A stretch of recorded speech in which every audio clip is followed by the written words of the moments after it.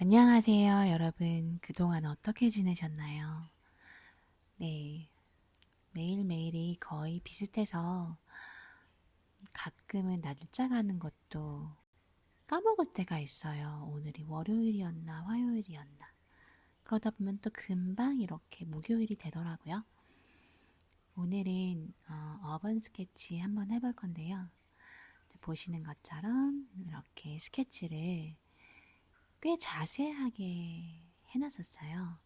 그리고 그 위에 저는 이렇게 딥펜을 가지고 라인을 그리고 있어요.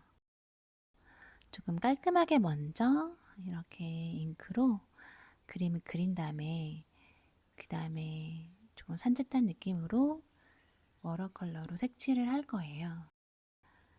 이렇게 라인을 그리실 때는요, 라인의 굵기에 조금 더 유의하시면서 그리시면 더 느낌이 있게 그리실 수가 있거든요. 어떤 부분은 선이 얇게 들어가야 되고 어떤 데는 선이 조금 두껍게 들어가면서 강조돼야 되고 하는 부분들이 있잖아요. 예를 들어서 지금 나뭇잎처럼 이렇게 자잘하게 많은 걸 그려야 되는데 선이 두꺼우면 조금 답답해질 수가 있겠죠. 그에 반해서 이렇게 나무 기둥 같은 것들은 조금 더 선이 명확한 게 더 좋습니다. 네, 그러니까 어떤 오브제냐에 따라서 조금 선의 굵기라든지 이런 것들을 변화를 주시면서 그리면 훨씬 더 좋은 그림을 그릴 수가 있어요. 하나 더 알려드리자면 이렇게 나무라든지 풀을 그리실 때 내가 어떤 종류의 풀이나 나무를 그리느냐에 따라서 터치가 달라지거든요. 지금 제가 그리는 건 약간 허브 같은 로즈메리 같은 그런 허브를 그릴 때는 지금 보시는 것처럼 그리시면 텍스처가 훨씬 잘 살아요. 네, 그리고 이제는 어, 색칠을 할게요. 색칠은 조금 가볍게 할 거예요. 그래서 조금 더 투명한 느낌이 많이 살게 할 거고요. 이 붉은 귀화를 그릴 때 저는 색깔을 팔레트에서 섞지 않고요. 각각의 색깔을 그냥 종이 위에 찍어서 종이 위에서 섞이도록 이렇게 색칠을 하고 있어요. 그리고 이 나뭇잎을 그리실 때도 잔 터치로 이렇게 나뭇잎을 표현해 주시고요. 다 마르기 전에 진한 쉐이드 부분을 이렇게 찍어 주시면 자연스럽게 섞이면서 표현이 잘 되니까 그렇게 해주시면 좋고요. 이렇게 딥펜을 사용해서 그림을 그려보는 게 굉장히 오랜만인 것 같아요. 옛날에는 만화 그리겠다고 엄청 썼었던 기억이 나거든요. 한 20년 동안은 안 쓰다가 지금 다시 쓰는데 이 종이 위에 사각거리는 느낌이 너무 좋은 거예요. 내가 잊고 있던 그런 다른 감성을 약간 끌어올려주는 그런 역할을 또 하더라고요.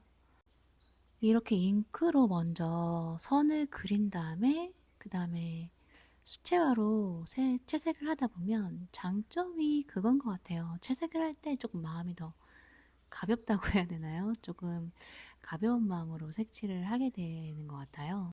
그리고 이렇게 깨끗한 잉크 라인과 그 다음에 투명한 수채화가 만나서 내는 시너지가 참 좋은 것 같아요. 이렇게 영상을 제작하는 게 저한테 이렇게 큰 도움이 될지 몰랐었거든요. 그런데 이렇게 컨텐츠로 영상을 제작하고 그림을 그리다 보니까 새로운 걸 계속 조금 도전하게 되는 부분도 있거든요. 그런 게 너무 재미도 있고, 그 다음에 저 스스로를 발전시키는 그런 약간 계기가 되더라고요. 이렇게 차근차근 준비하고, 차근차근 배우고, 그 다음에 차근차근 하나하나 알아가는 게 너무 소중하고 또 감사한 것 같아요. 네. 그리고 또 영상을 시청해 주시는 여러분들이 계시기 때문에 제가 또 많이 지치지 않고 더 열심히 할 수 있는 것 같긴 하거든요. 제가 너무 많은 도움을 받고 있는 게 아닌가. 그런 생각이 문득 또 들더라고요. 네, 또 이렇게 이런저런 얘기를 하다 보니까 그림이 어느 정도 완성이 돼가고 있는데요. 지금 이런 그림 자체는 힘을 빼고 가볍게 색칠해 주는 게 굉장히 약간 키포인트거든요. 그래서 색칠하실 때도, 나뭇잎 색칠하실 때도 그냥 가볍게 그림자 지는 부분 조금 더 표현해주고, 그 다음에 그냥 그대로 더 손드시지 않으셔도 돼요. 그대로 그냥 놔두셔도 되고요. 네, 밑에 화분에 있는 풀들도 자세하게 뭔가를 많이 해주실 필요가 없어요. 그림자 지는 부분들, 그리고 밑에 앞에 이렇게 화초 같은 경우에도 그냥 무심하게 그림자 처리 정도만 해주세요. 네, 그렇게만 하셔도 이런 그림 자체는 그래야 사실은 더 조금 멋스러운 것 같아요.